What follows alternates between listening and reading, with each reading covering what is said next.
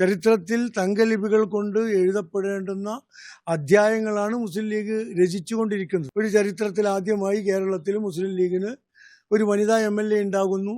ചരിത്ര വിജയമാണ് UDF നേടിയത്. 102 സീറ്റുമായി അധികാരത്തിലേക്ക് 10 വർഷത്തിനേക്കും ശേഷം UDF തിരിച്ചെത്തുന്നു. അതിലേറ്റവും വലിയ വിജയം നേടിയത് മുസ്ലിം ലീഗാണ്. 27 ഇടത്ത് മത്സരിച്ചു, 22 ഇടത്ത് മുസ്ലിം ലീഗ് വിജയിക്കുന്നു. അതിൻ്റെ പിന്നണിയിൽ പ്രവർത്തിച്ച മുസ്ലിം ലീഗിൻ്റെ സംസ്ഥാന ജനറൽ സെക്രട്ടറി PM സലാം നമ്മോടൊപ്പം ചേരുന്നു. ഏതായാലും UDFിൻ്റെ വിജയത്തെക്കുറിച്ചും അതോടൊപ്പം തന്നെ മുസ്ലിം ലീഗിൻ്റെ ഏറ്റവും വലിയ റെക്കോർഡ് വിജയത്തെക്കുറിച്ചും എന്താണ്? ഇത് ഞങ്ങൾ പ്രതീക്ഷിച്ച വിജയമാണ്. കാരണം തെരഞ്ഞെടുപ്പ് വേളയിൽ തന്നെ ജനങ്ങളുടെ വികാരം ഞങ്ങൾ മനസ്സിലാക്കിയിരുന്നു. 10 വർഷത്തെ അവരുടെ ജീവിതത്തിലുണ്ടായ പ്രയാസങ്ങൾ, കെടുകാര്യസ്ഥത നിറഞ്ഞൊരു ഭരണം, അഴിമതി മുഖമുദ്രയാക്കിയ ഒരു ഭരണം, വികസനത്തെക്കുറിച്ച് വ്യക്തമായ കാഴ്ചപ്പാടില്ലാത്തൊരു ഭരണം, ഈ ഭരണത്തെക്കുറിച്ച് കേരള ജനതയുടെ ചിന്ത, മനസ്സിലാക്കൽ, അനുഭവം ഇങ്ങനെയായിരുന്നു. അതുകൊണ്ട് തന്നെ ഈ ഗവൺമെൻറ്റിനെ പുറത്താക്കണം. ധിക്കാരവും ധാർഷ്ട്യവുമാണ് ഈ ഗവൺമെൻറ്റിൻ്റെ കൈമുതൽ. എല്ലാ വിഭാഗം ആളുകളോടും ധിക്കാരപൂർവ്വം പെരുമാറുന്ന ഒരു മുഖ്യമന്ത്രിയും പരിവാരങ്ങളുമുള്ള ഒരു ഗവൺമെൻറ്, അത് ഞങ്ങൾക്ക് ആവശ്യമില്ല എന്ന് കേരളത്തിലെ ജനങ്ങൾ തീരുമാനിച്ചു. ആ തീരുമാനത്തോടൊപ്പം UDF നിന്നു. രണ്ടു കൂട്ടരും പരസ്പരം സഹകരിച്ച് പ്രവർത്തിച്ചുകൊണ്ട് നല്ല ഒരു ഭൂരിപക്ഷം UDFിനുണ്ടായി.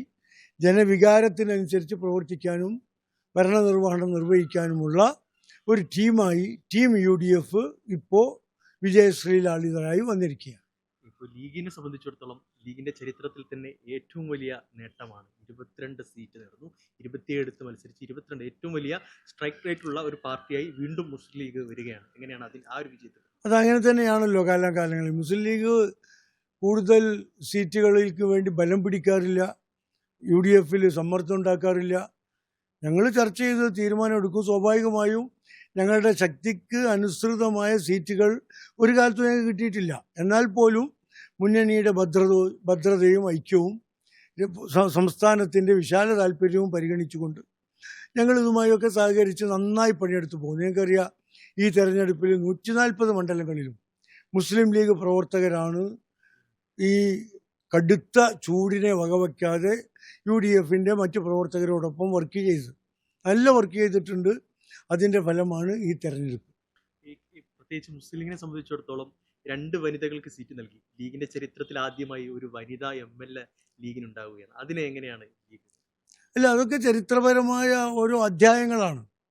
ചരിത്രത്തിൽ തങ്കലിപികൾ കൊണ്ട് എഴുതപ്പെടേണ്ടുന്ന അധ്യായങ്ങളാണ് മുസ്ലിം ലീഗ് രചിച്ചുകൊണ്ടിരിക്കുന്നത്.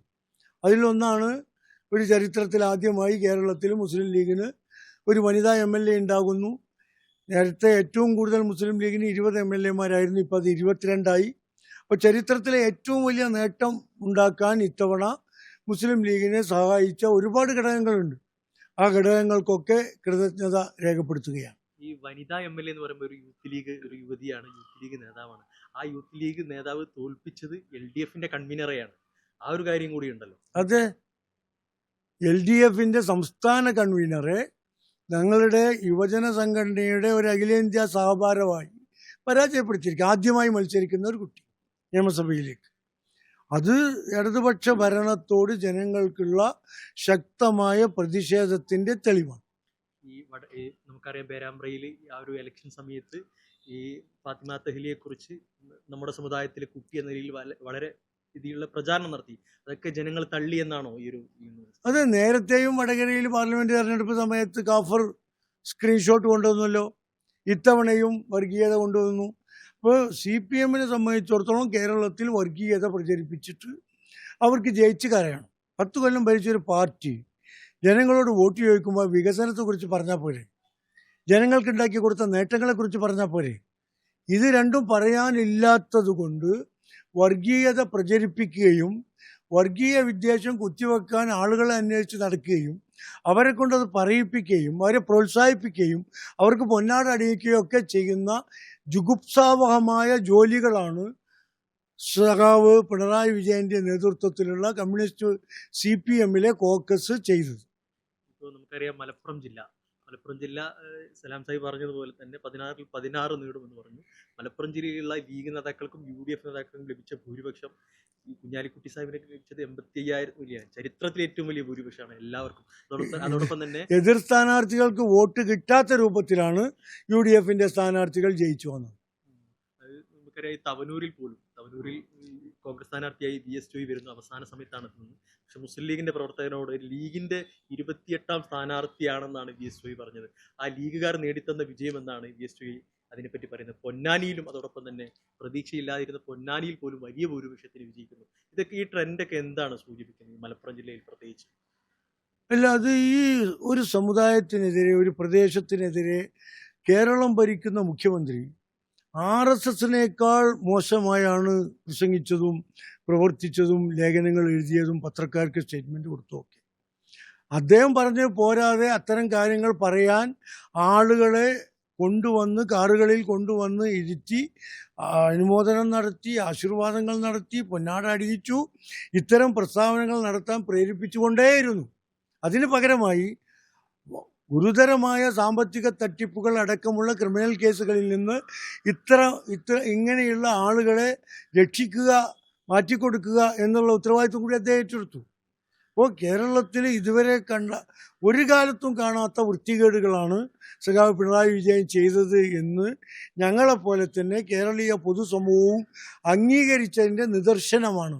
വെള്ളാപ്പള്ളി നടേശന്റെ ഈ കഴിഞ്ഞ ലോക്കൽ ബോഡി ഇലക്ഷൻ മുമ്പാണ് വലിയ ലീഗിനെതിരെയും മലപ്പുറം ജില്ലക്കെതിരെയും വലിയ നടത്തിയത്. ഇത് വീണ്ടും ഇതിനു മുമ്പും നിയമസഭാ തെരഞ്ഞെടുപ്പിന് മുമ്പും മലപ്പുറം ജില്ലക്കെതിരെയും ലീഗിനെതിരെയും പറഞ്ഞു. അത് വീണ്ടും ജനങ്ങൾ UDFന് നിൽക്കാൻ കാരണമായി എന്നാണോ? തീർച്ചയായും. ഇദ്ദേഹത്തെ നിർത്താതെ ഇത് പറയിപ്പിച്ചുകൊണ്ടിരുന്നാൽ ഇനി വരുന്ന തെരഞ്ഞെടുപ്പുകളിലൊക്കെ ഇതിലും വലിയ വിജയം നേടാൻ UDFനും മുസ്ലിം ലീഗിനും സാധിക്കുന്ന സാഹചര്യം ഉണ്ടാവും. മുഖ്യമന്ത്രി പിണറായി വിജയൻ നമുക്കറിയാം, അദ്ദേഹത്തിന്റെ ധർമ്മടത്ത് 6 റൗണ്ടിൽ പിന്നിൽ നിന്നാണ് മുന്നിലേക്ക് വന്നത്. അതിനെങ്ങനെയാണ് കാണുന്നത്?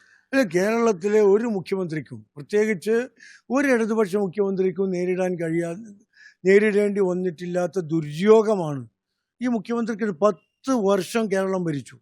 മഹാരാജാവിനെ പോലെ, ചക്രവർത്തിയെ പോലെ ദൂർത്തടിച്ച്, ധാർഷ്ട്യം കാണിച്ച്, ഖജനാവ് മുഴുവൻ തൻ്റെ വിഹാര രംഗങ്ങൾക്കായി ചെലവഴിച്ചൊരു മുഖ്യമന്ത്രി സ്വന്തം വീട്ടിൽ 6 റൗണ്ട് എണ്ണിയപ്പോൾ പിറകിലാണ്. കഷ്ടിച്ചാണ് രക്ഷപ്പെട്ടത്. 50,000-നും 60,000-നും ജയിക്കേണ്ട ഒരു മണ്ഡലത്തിൽ 4,000 വോട്ടിന് ജയിക്കുന്ന ഒരു അവസ്ഥയിലേക്ക് എത്തിയിട്ടുണ്ടെങ്കിൽ തികഞ്ഞ പുനഃപരിശോധന അനിവാര്യമാണ്. CPMന് ഇനി പശ്ചിമബംഗാളും ത്രിപുരയും കേരളത്തിലായിക്കഴിഞ്ഞു. അതിൽ നിന്ന് രക്ഷപ്പെടണമെങ്കിൽ ഇതുപോലുള്ള കുറേ ആളുകൾക്കെതിരെ പാർട്ടിയിൽ നിന്ന് പുറത്താക്കി, ശുദ്ധികലശം ചെയ്ത്, പിണ്ടം വെച്ച് പുറത്താക്കി ശുദ്ധകലശം ചെയ്ത് പാർട്ടിയെ രക്ഷിച്ചെടുക്കാനുള്ള ശ്രമങ്ങൾ ആരംഭിക്കണം. മറ്റൊരു പ്രധാനപ്പെട്ട കാര്യം, ഈ മുഖ്യമന്ത്രി ചർച്ച വന്നപ്പോൾ ലീഗ് പറഞ്ഞത് പെട്ടി പൊട്ടിക്കട്ടെ, 4-ാം തീയതി കഴിയട്ടെ. 4-ാം തീയതി കഴിഞ്ഞു, വലിയ വിജയം നേടി UDF. ഇനി എങ്ങനെയായിരിക്കും ഈ മുഖ്യമന്ത്രി ചർച്ചയിൽ ലീഗ് എന്തായിരിക്കും നിലപാട് പറയുന്നത്? എങ്ങനെയായിരിക്കും? അല്ല, മുഖ്യമന്ത്രി ചർച്ച പൊട്ടിയിട്ടല്ലേ ഉള്ളൂ. ഇത് ഇനി കഴിഞ്ഞിട്ടില്ല, പ്രഖ്യാപനം പൂർത്തിയായിട്ടില്ല. അപ്പോഴേക്ക് പറയാം ഞങ്ങൾ കൂടും. ഞങ്ങൾ പറഞ്ഞെന്താ, UDF ഇരുന്നിട്ട് ചർച്ച ചെയ്യും, അതിലൊരു തീരുമാനം ഉണ്ടാവും. ആ തീരുമാനം ഐക്യകണ്ഠേനായിരിക്കും. ഒരു പൊട്ടലും ചീറ്റലും ഒന്നും UDFൽ ഉണ്ടാവില്ല. ജനവികാരം തന്നെയായിരിക്കും മാനദണ്ഡം. എന്താ സംശയം? ജനങ്ങൾ ഞങ്ങളോടൊപ്പം നിന്നുകൊണ്ടല്ലേ ഞങ്ങൾ ജയിച്ചത്. ആ ജനങ്ങളുടെ വികാരം പരിശോധിക്കേണ്ട ഞങ്ങളെ ബാധ്യതയല്ലേ. ലീഗിനോട് അഭിപ്രായം ചോദിക്കും, ലീഗ് അത് ചോദിക്കുകയും ചെയ്യും, പറയുകയും ചെയ്യും. ഏതായാലും ഇപ്പോൾ ഇനി ലീഗിന്റെ മന്ത്രിമാരെ കുറിച്ച് അതിനെ പറ്റിയുള്ള ചർച്ചകളൊക്കെ എപ്പോഴാണ്? അതൊക്കെ നാളെ മറ്റന്നാളൊക്കെ തുടങ്ങും. കഴിഞ്ഞ തവണത്തെ പോലെ 5 മന്ത്രിമാർ തന്നെ ആയിരിക്കും? അല്ല, അത് UDF ആണല്ലോ തീരുമാനിക്കുക. ആ തീരുമാനം വന്നതിന് ശേഷം ഞങ്ങൾ കഴിഞ്ഞ തവണ 2011-ൽ 20 സീറ്റ് ഉണ്ടായിരുന്നു, 5 മന്ത്രിസ്ഥാനം ലഭിച്ചു. ഇത്തവണ 22 സീറ്റ് ഉണ്ട്. കൂടുതൽ മന്ത്രിസ്ഥാനം ചോദിക്കുന്ന ഒരു സാഹചര്യം ഉണ്ടാവുമോ? അല്ല, അത്തരം ചർച്ചകളിലേക്കൊന്നും പാർട്ടി പോയിട്ടില്ല. എന്തായാലും ഈ ഒരു ലീഗിന് അവകാശപ്പെട്ടത് ലീഗിന് കിട്ടും, അർഹതപ്പെട്ടത് കിട്ടും എന്ന് തന്നെയാണ് ഞങ്ങളുടെ വിശ്വാസം. തന്നെയാണ് അദ്ദേഹം വ്യക്തമാക്കുന്നത്. വലിയ ഭൂരിപക്ഷത്തോടു കൂടിയാണ്, വലിയൊരു മെജോറിറ്റിയോടുകൂടി UDF അധികാരത്തിലെത്തി. ജനങ്ങളോട് അദ്ദേഹം നന്ദി പറയുന്നു. അതോടൊപ്പം തന്നെ മുസ്ലിം ലീഗിൻ്റെ ചരിത്ര വിജയം ജനങ്ങളെ സമ്മാനിച്ചതിനും അതിന് അദ്ദേഹം നന്ദി പറയുന്നു. ലീഗിൻ്റെ ചരിത്രത്തിൽ ആദ്യമായി ഒരു വനിതാ MLA ഉണ്ട് എന്നുള്ള ഒരു ചാരിതാർത്ഥ്യത്തിലാണ് പാർട്ടിയുള്ളത്.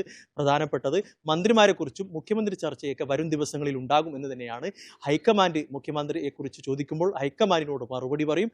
ലീഗിന്റെ നിലപാട് ആ സമയം അറിയിക്കുമെന്നും അദ്ദേഹം വ്യക്തമാക്കുന്നു. ജിത്ത് വട്ടത്തിനൊപ്പം യൂനുസ് അഹമ്മദ്, മീഡിയ 1 തിരൂർ.